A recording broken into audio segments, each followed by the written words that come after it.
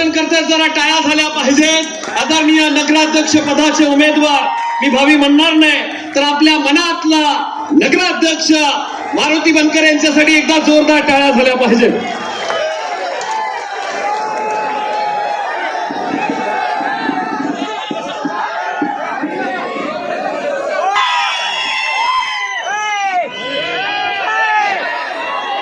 उद्याच्या 2 तारखेला होणाऱ्या नगरपालिकेच्या निवडणुकीच्या निमित्तानं आपल्या सगळ्यांना मार्गदर्शन करण्यासाठी या ठिकाणी उपस्थित असलेले राज्याचे लाडके मुख्यमंत्री आदरणीय देवेंद्रजी फडणवीस साहेब,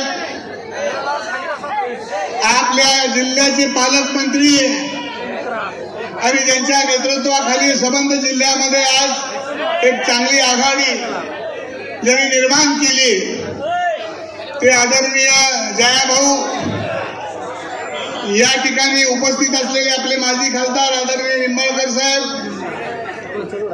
राज्याची मुलूक मैदानी तोप आणि जतचे आमदार आमचे सहकारी सन्माननीय गोपीचंदजी पडळकर साहेब,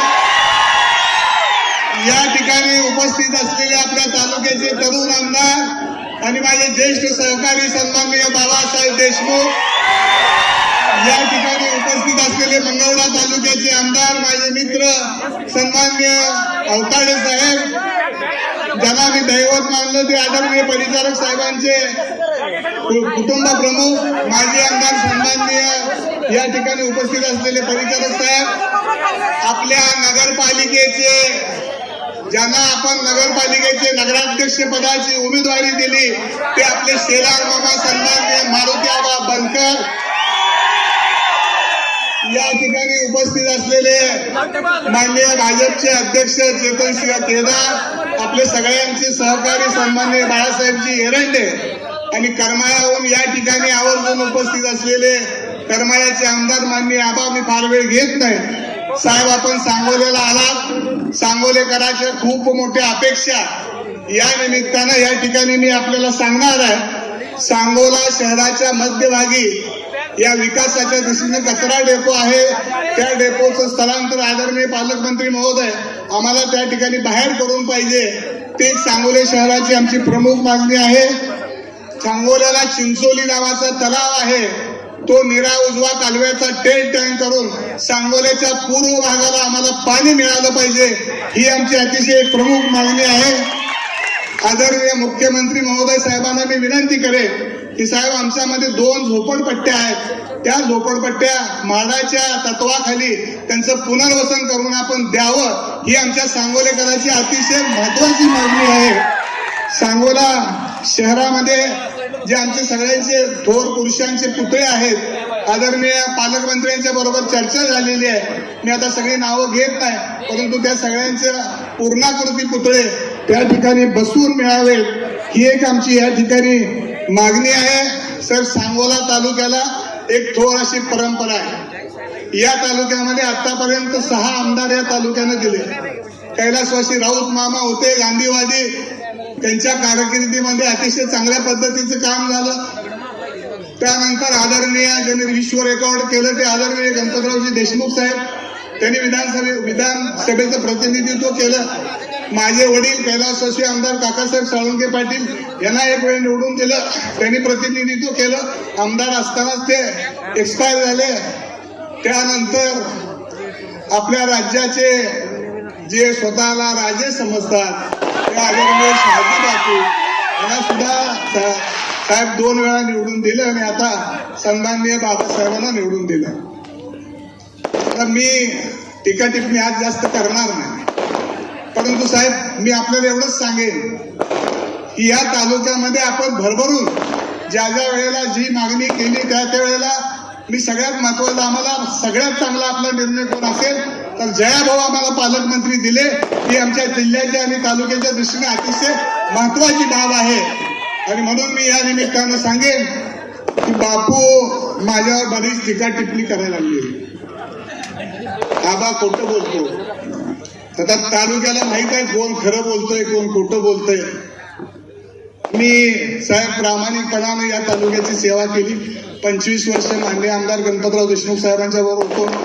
वडिलाचं आणि मुलाचं माझं त्यांचं नातं होतं. तात्विक मतभेद झाले. मग माननीय शहाजी बापूंना मदत करायची ठरवलं आणि मुंबईला पाठवलं. पण त्यांच्याबरोबर एक गडी आहे दुसरा जोडीदार, त्याला जरा जास्त जुळल्यासारखं वाटलं. पण तुम्हा सगळ्या मंडळीला माहित आहे दीपक आबाला मुंबईला पोहोचवता येतं, तसं घरी सुद्धा बसवता येतं हे निश्चितपणे या निमित्ताने मी सांगेन. साहेब, कालची विधानसभेची निवडणूक झाली. मी बाबासाहेबांना सुद्धा एक सल्ला देणार आहे तुमच्या साक्षीने. जयभाऊ, या ठिकाणी निवडणूक झाली. निवडणुकीमध्ये आम्ही 3 उमेदवार होतो. शेतकरी कामगार पक्षाने बाबासाहेबांना मदत दिली. 1,00,000 सव्वा लाख मतं त्यांना पडली. शहाजी बापूला आमच्या 90,000 मतं पडली. त्यांचं काय बजेट ते दोघांनाच माहिती. पण साहेब, या तालुक्यातल्या जनतेने मला वर्गणी करून उभा केलं. 52,000 मतं मला पडली. बाबासाहेब, तुम्ही निवडून आला, परंतु मी उमेदवार होतो म्हणून तुम्ही निवडून आला. आता इथनं पुढे जसं आबासाहेब सल्ला घेत होते तसा माझा सल्ला घेत जावा. माझ्यापेक्षा देवाभाऊचा सल्ला घेत जावा. एवढंच या निमित्ताने मी आपल्याला सांगेन.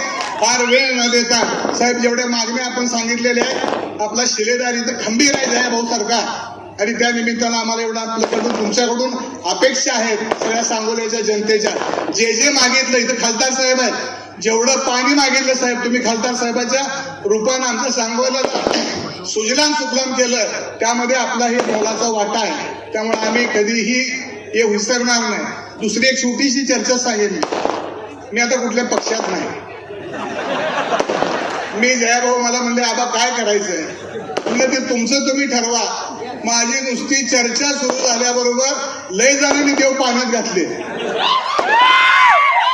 काय घातले, कसे घातले मला माहित नाही. पण मी एवढंच सांगेन भाऊला, सांगोल्यामध्ये कमळ फुलावं एवढी दीपक आबाची इच्छा आणि भविष्य काळामध्ये ती पूर्ण केल्याशिवाय आम्ही राहणार नाही. एवढा शब्द या निमित्तानं आपल्याला देतो. आपण आलात त्याबद्दल तालुक्याच्या वतीनं मी आपल्याला मनापासूनच्या स्वागत करतो, शुभेच्छा देतो.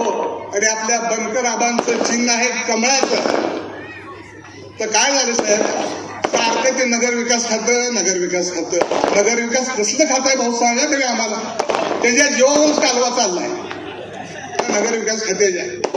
माझा एक अनिल मोठे नावाचा आहे का कोण आपला जिल्हा परिषद सदस्य साहेब, माझा एक अनिल मोठे नावाचा जिल्हा परिषदचा सदस्य धनगर समाजाचा आहे. मी त्याला घरातनं आणलं, उभा केलं, सभापती केलं.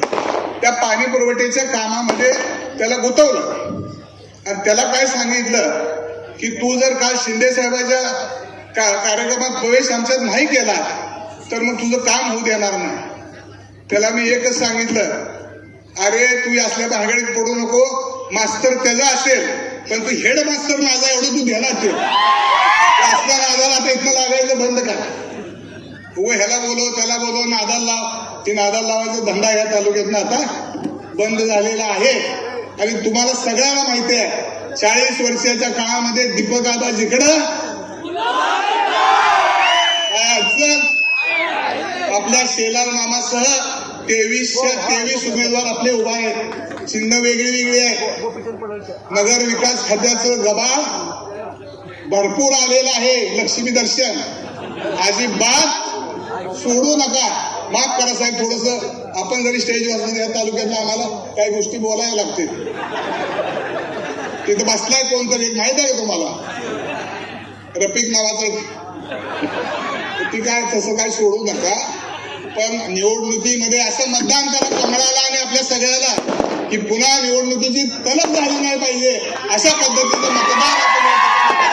एवढी कळकळीची विनंती करतो आणि थांबतो. आणि संध्याकाळी बापू तुमची सभा मलाही माहिती आहे, पण उद्याचा दिवस रिकामा आहे.